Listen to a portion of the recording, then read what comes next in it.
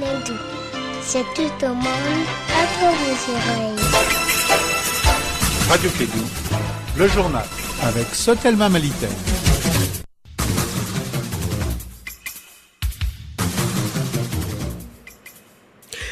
Bonsoir à tous, vous écoutez la 101.2, bienvenue dans cette édition au sommaire. Le marché de bois de Wolofobougou, non loin de Limassy, est parti en fumée tôt ce matin. Une perte de 900 millions de francs CFA a été constatée. Le Mali a fêté hier le 54e anniversaire de la fête de l'armée malienne. Le chef de l'État a réaffirmé son engagement à équiper les forces de défense et de sécurité pour l'accomplissement de leur mission régalienne. Dans la localité de Tabanko, au nord du Mali, la journée du 20 janvier a été tendue. Des affrontements ont eu lieu entre les groupes d'autodéfense Katia et la coordination MNLA. Sport CAN 2015, le Mali a fait match nul face au Cameroun hier. Les avis des Bamakois restent partagés. Plus de détails dans ce journal. Voici pour vous les titres, les détails avec Mariam Kouyati.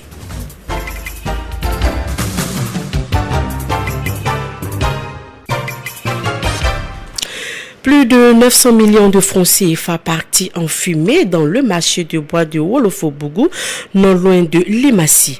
L'incendie qui s'est déclenché dans la nuit vers 1h du matin a été circonscrit aux environs de 8h grâce à l'intervention des sapeurs-pompiers. Dado Nomogo pour plus de détails. L'incendie qui s'est déclenché vers 1h du matin dans le marché de bois de Wolofobougou, non loin de Limassy, a causé d'énormes dégâts matériels. 900 millions de francs CFA, c'est la somme partie en feu dans ce marché de bois. Les victimes, par la voix de leur président, lancent un cri de cœur à l'endroit des autorités. Mamadou Menkoro Traoré, président de l'Assemblée permanente des métiers. Bon, en réalité, c'est la deuxième fois.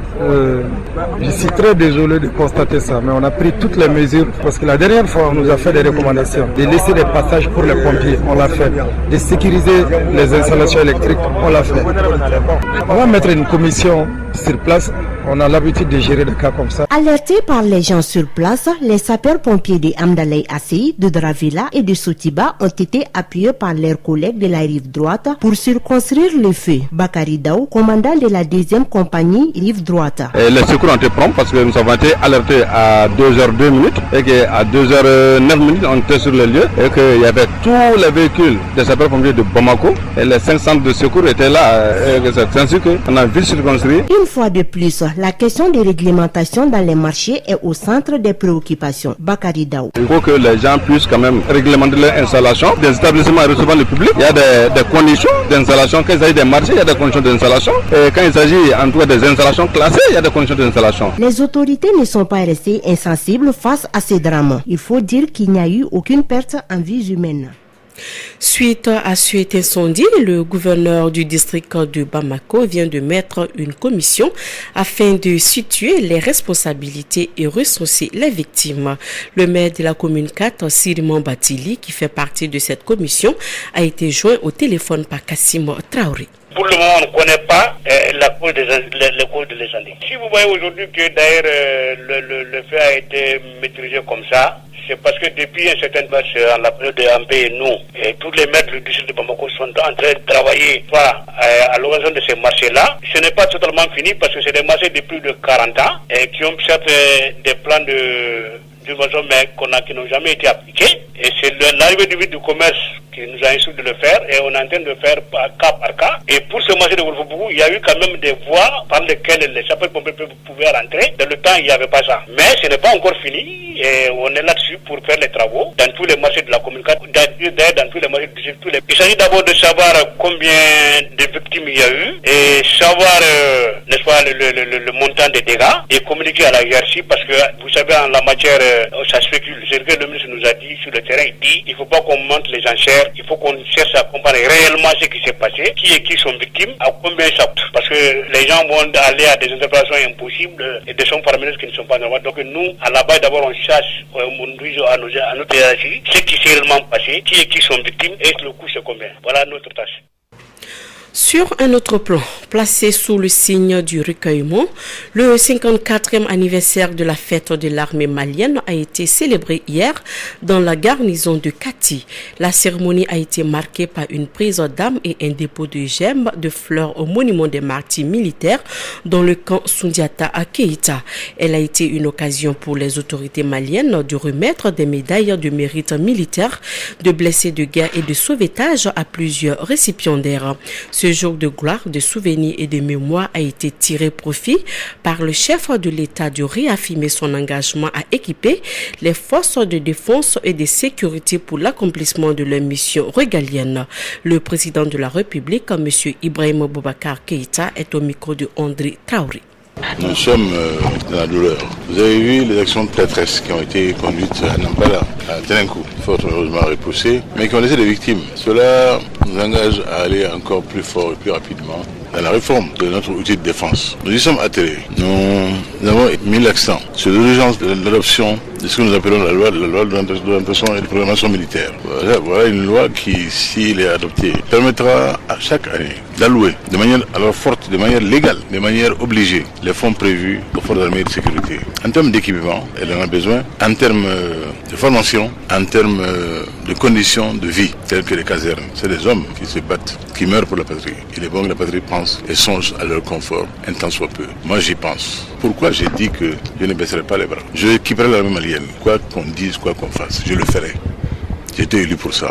Aucun bruit de fond ne m'arrête. Aucun bruit de fond. Ce qui a été fait avec l'histoire des équipements militaires, aujourd'hui sur le terrain, on le voit. Chaque homme a reçu un pactage qui comprend des éléments qu'aucun soldat malien n'avait l'habitude d'avoir. C'est cela qui est important pour moi. Pas des rodomontades ou pas des crises de fureur que je ne considère pas comme patriotiques aujourd'hui. Nous sommes quelque part en guerre. Ne pas comprendre cela, c'est desservir la patrie. Je ne la desservirai jamais.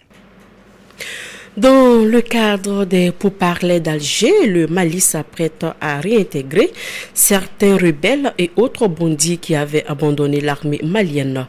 C'est le président de la République qui l'a dit dans son discours. Ibrahim Boubacar Keïta dit avoir mesuré l'amertume et les attentes des forces armées de sécurité par rapport à ce processus d'intégration à venir. Nous l'écoutons.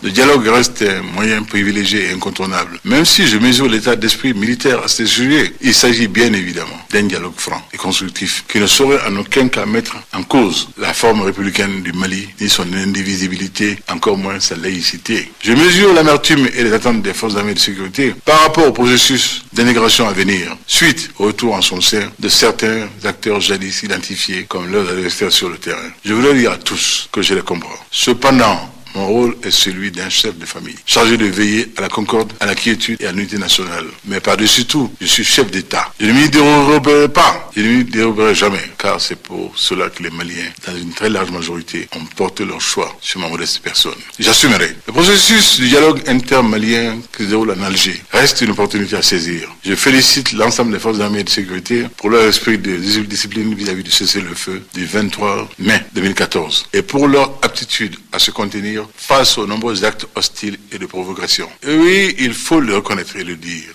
avec force et conviction.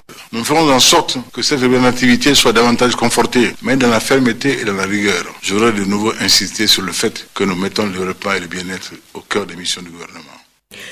20 janvier 1961, 20 janvier 2015, l'armée malienne a fêté ses 54 ans d'autonomie à l'heure où elle fait face à un conflit d'un autre genre qui est le terrorisme. Alors, quel regard les Maliens portent-ils de leur armée? Dado Nomogo a tendu son micro à quelques-uns d'entre eux. C'est la fête de l'armée malienne, mais vu la situation du pays, je pense que l'armée ne pourra pas fêter.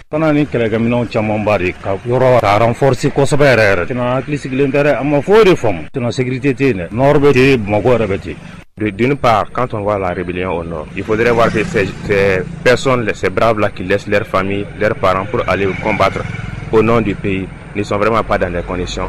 Je dirais que c'est tout à fait regrettable. Dans la mesure où nous savons tous qu'il y a non seulement des problèmes de matériel, que ce soit physique ou moral, c'est des gens qui ne sont pas tout à fait bien soutenus d'une part. D'autre part, il y a le problème d'armement qui est là. Même les choses que ces gens-là portent, vraiment restent à désirer. Donc je pense vraiment que c'est une armée qui est tout à fait fragilisée et qu'il faut vraiment encourager, qu'il faut soutenir toutes nos forces.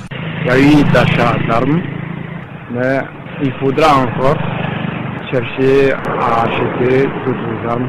Parce que actuellement, ce qui est difficile et ce qui rend, c'est-à-dire la récupération des 3 régions, c'est le manque d'armement. On en a, mais on n'en a pas assez. Je souhaite bonne fête à l'armée malienne, à notre voyante armée, et une bonne fête aussi au peuple malien. Quand moi je pense à l'armée malienne, leur situation vraiment, ça me fait pitié quoi, parce qu'ils n'ont pas les matériels à leur disposition pour pouvoir vaincre les ennemis.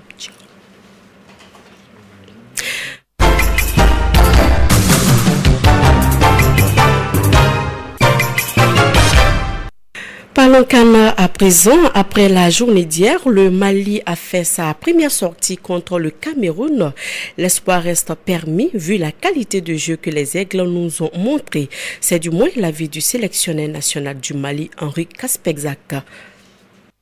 D'abord, il faut souligner que c'était un match très complet, avec intensité, et aussi il y avait un bon rythme dans ces matchs. C'est une équipe malienne qui a présenté un football de qualité. En plus, en face, il y avait une équipe camerounaise qui, on connaît des qualités. C'était pour nous une bonne opposition. Mais je crois que, parlons un petit peu de notre équipe, elle s'est présentée bien à tous les niveaux. Physiquement, on a résisté jusqu'à la fin. Il y avait des combinaisons intéressantes aussi sur le plan offensif. Bon, peut-être on a commis une erreur des placements sur les buts que Camerounais ils ont marqués. Mais je crois que c'est toujours difficile à démarrer la compétition. C'est vrai que c'est un groupe très équilibré. Il n'y a pas vraiment de favoris, même si on a considéré Cameroun et la Côte d'Ivoire, deux mondialistes, comme favoris. Je pense pas. Je pense que, vous savez, chaque équipe, même Côte d'Ivoire ou Cameroun, surtout Maliens, ils sont venus ici pour obtenir des bons résultats, montrer qu'ils sont capables de faire beaucoup de choses dans ces compétitions. Écoutons à présent Moustapha Yatabari, l'attaquant des Aigles, qui nous parle de son point de vue sur le match. Il est au micro de notre envoyé spécial Bakary Sissi.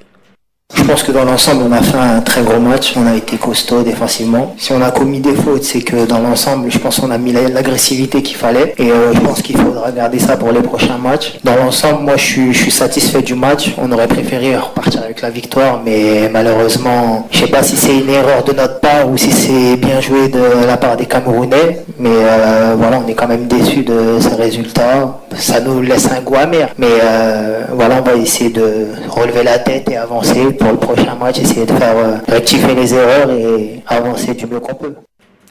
Voilà, par rapport au programme de la journée d'aujourd'hui, la Guinée équatoriale sera face au Burkina Faso tout de suite à 16h et à 19h, Gabon sera face au Congo. Et puis le stade malien de Bamako vient d'être récompensé par la CAF parmi les meilleurs clubs du continent. Le club a reçu un diplôme et un trophée remis à son président Boukari Sidibé. Voilà, c'est sur cette page sport que se referme cette édition. Merci à vous de l'avoir suivi et surtout restez toujours sur notre antenne tout à l'heure CAN 2015 en direct avec notre équipe sportive. Bonne suite de programme sur notre antenne. Au revoir.